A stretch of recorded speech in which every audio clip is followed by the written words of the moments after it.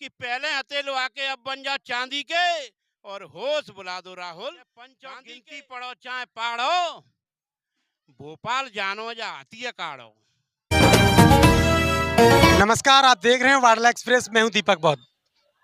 मध्य प्रदेश 2023 के चुनाव में क्या कुछ रहने वाला है, मामा की सरकार या कमलनाथ का विचार या तीसरे मोर्चा की दरकार, क्या कुछ रहेगा, पल पल की न्यूज़ों के साथ बने रहिए वाडला एक्सप्रेस के साथ। आपको बता दें कि इस प्रकार से बहुजन समाज पार्टी ने ग्वालियर ग्रामीण जो टिकट दिया बघेल समाज को, यहाँ पर एक बड़ा हुजूम कुछ ही देर पहले इकट्ठा हुआ था। और क्या कुछ रहने वाला है ग्वालियर ग्रामीण में, साथ ही जो ग्वालियर जिले के जो हालात हैं आज हम जान लेते हैं। प्रीतम पहलवान जो बहुजन गायक कलाकार हैं, बहुत बड़े गायक कलाकार हैं, उनके बारे में आपने सुना होगा। पहलवान भी हैं और गायक कलाकार भी हैं। तो आज बात कर लेते हैं पहलवान जी से, क्या कुछ रहने वाला है और उनकी गायकी के माध्यम से आपको दो चार शब्द उनके सुनवाने के लिए भी आपको मिलेंगे। तो पहलवान जी, सबसे पहले आपका स्वागत है। हाँ बोलिए। 2023 के चुनाव में बसपा क्या लेने वाली है 2023 के चुनाव में, खासकर ग्वालियर से? 2023 के चुनाव में अब ये होने वाला है कि बहुजन समाज पार्टी की सरकार बनने वाली है, क्योंकि कम से कम 25 या 30 सीट के करीब आने वाली हैं। और कांग्रेस ना भाजपा, ये दोनों चाहे कितनी भी सीटें ले आएं, लेकिन हमारे बिना इनकी सरकार बनने वाली नहीं है। आपको बता दें कि कांग्रेस इस प्रकार से 1500 रुपए बहन लाडली बहना योजना देने की बात कर रही है, और वहीं भारतीय जनता पार्टी की सरकार 1000 दे रही है।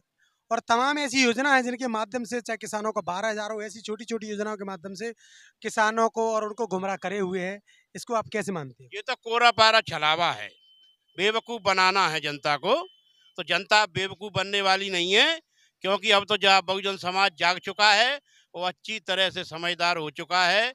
इसलिए मेरा कहना है, और भी हमारी बहुजन समाज से, अगर कहीं किसी के बहकावे में ना आए, क्योंकि 17 तारीख को हाथी का बटन दबाना है और भाई बघेल जी को भोपाल भेजाना है। शिवराज मामा कहते हैं कि मध्य प्रदेश की जो सड़कें हैं वो अमेरिका से भी अच्छी हैं। आपने कभी कहाँ पर देखी है? अरे कई जगह हमने कीच कचड़ देखा है। अमेरिका जैसी नहीं है?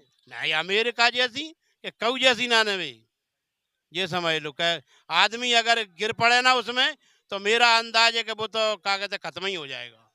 जनता के लिए आपकी तरफ से क्या बोल रहे हैं खासी चुनाव में, और जो चुनाव के आपके जो बोल रहे थे हमेशा की तरह, क्या कहना चाहते? अच्छा अच्छा, तो मेरा कहने का मतलब ये है जनता से कि सुनिए मेरे भाइयों बहुजन समाज के लोगों, मेरा कहना है कि पहले हथेलो आके अब बन जा चांदी के और होश बुला दो राहुल गांधी के। अरे क्या करेंगे मोदी और क्या करेंगे अडवाणी, हम जानते हैं इनकी कहानी। अगर हो तुम में अकल तो मत देखो इनकी शकल, वोट देना हाथी को मत करना धोखे, और thank you very much. Okay. इस प्रकार से आप बसपा के मंचों पर लगातार गाने गाते हैं, आप लगातार ग्वालियर में बने हुए हो। क्या कुछ लगता है यहाँ की जो सीटें हैं, खासकर जो बघेल समाज है, उसको हमेशा से कांग्रेसी वोट कहा जाता है, इस बार क्या बदलाव होगा? नहीं, इस बार बदलाव पूरा पूरा बदलाव होने वाला है, क्योंकि बघेल समाज अच्छी तरह से कसी हुई है। ये मैं पूरे क्षेत्र में देख कर आया हूँ, और खुद मैं अपने गीतों के माध्यम से, डायलॉगों के माध्यम से मैं सबको समझा रहा हूँ, अपने जाटव वीरों को भी और अपने बघेलों को भी और पूरे बहुजन समाज को। कौन सा गीत है आपका जो इस समय खासकर चुनाव में धूम मेरा मचा रहा गीत हो? खासकर वो चुनाव में ये है, क्या कहना है कि है गो गामन में सुर के हाथी आवे गो, हाथी पे बैठ के सुरेश भोपाल जावे गो। तो क्या कहना है भैया, सुरेश सबको भैया जाकी बीच भमर में नैया, जाए खे के पार लगाऊ और अपनो फर्ज निभाऊ के काम करावे गो, हाथी पे बैठ के सुरेश भोपाल जावे गो। और सुनो भैया, तो देखिए भैया कहना क्या है कि पंचो गिनती पढ़ो चाहे पाड़ो, भोपाल जानो या हाथी काढ़ो। समझ गए भैया? सो दुश्मन रह जा वहीं की वहीं ठाड़ो, आगे बढ़ ही नहीं पावे। मेरे भाइयों, और अंतना ने हमारा तुम्हारा कहीं ठिकाना, और 17 तारीख को दना दन हाथी का बटन दबाना। और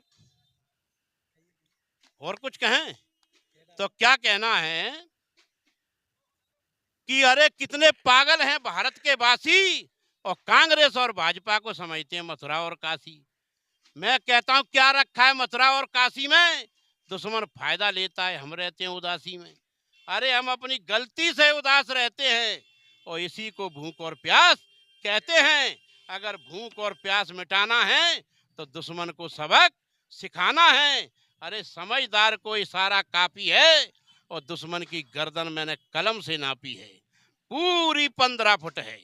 अरे बहुजन का तो बहुत बड़ा गुट है, चाहो तो पल में विजय हो सकती है, और ना चाहो तो गुलामी और बढ़ सकती है। इसलिए मैं कहता हूं कि मेरी बात मानो, और हाथी अपना करीब है उसे पहचानो। जय भीम, जय भारत, खुदा हाफिज, और जय कांसी राम। चलिए, तो लगातार हमारे साथ अन्य पार्टी के कार्यकर्ता हैं, उनसे भी बात कर लेते हैं। क्या कुछ कहेंगे? 2023 के चुनाव में लगातार क्षेत्र में घूम रहे हैं। लगातार बताया जाता है कि इस बार जो बसपा का जो वोटर, खासकर जो कैडराज वोटर कहा जाता है, वो गुमराह हो रहा है। इस पर आपके क्या बयान? मैं बहुजन समाज पार्टी का जिला कोषाध्यक्ष होने के नाते मैं पूर्ण तरह आश्वस्त करना चाहूँगा बहुजन समाज की प्रत्येक बिरादरी के सदस्यों को, प्रत्येक मतदाताओं को, कि इस बार बहुजन समाज का कोई भी मतदाता किसी प्रकार से गुमराह नहीं है।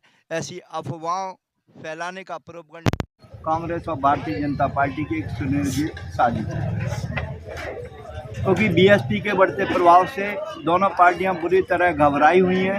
उन्हें ऐसा लगता है क्योंकि ये बहुजनों और वंचितों को अगर इन्हें सत्ता बनाने का मौका मिला तो उत्तर प्रदेश की तरह ये मध्य प्रदेश में भी अपनी समाज का डेवलपमेंट करेंगे, विकास करेंगे, और ये मजबूत होंगे तो हम राज किसके ऊपर करेंगे। इसलिए माननीय कांसी राम जी की आइडियोलॉजी के आधार पर ये तैयार बहुजन समाज पूर्णतः बहुजन समाज पार्टी के साथ इस समय समर्थन कर रहा है।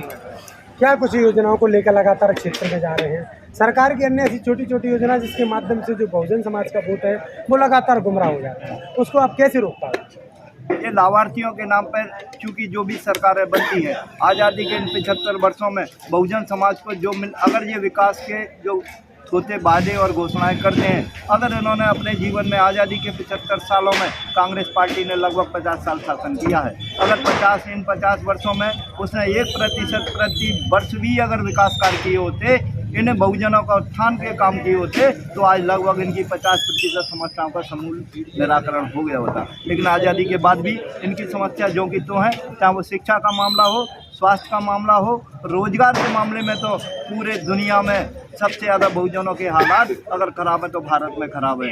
इसका कारण क्या है? तो देश में लंबे अरसे तक जो कांग्रेस का शासन रहा, उन्हीं की नीतियों पर चल करके वर्तमान में भारतीय जनता पार्टी भी उन्हीं नीतियों को आगे बढ़ाने का काम कर रही है, जिससे बहुजन बुरी तरह आपकी है।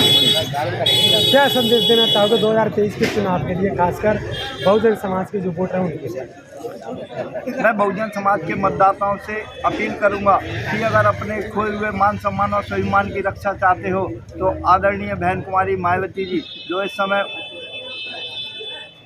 बहुजन समाज पार्टी के राष्ट्रीय अध्यक्ष हैं, उत्तर प्रदेश का जो उनका पैटर्न रहा, उत्तर प्रदेश का जो उनका विकास का मॉडल था, वो मध्य प्रदेश में इस बार बहुजन समाज पार्टी उस मॉडल को इम्प्लीमेंट कराने का काम करें। चाहे वो सेपरेट उनकी बीएसपी की सरकार बने, अगर बीएसपी की सेपरेट सरकार नहीं आती तो बीएसपी इतनी मजबूती से उभर रही है कि मध्य प्रदेश में बिना बीएसपी को कोई सरकार नहीं बनेगी। उत्तर प्रदेश के मॉडल को इस मध्य प्रदेश में लागू करने का कार्य करें। चलिए, तो लगातार बने रहिए वायरल एक्सप्रेस के साथ।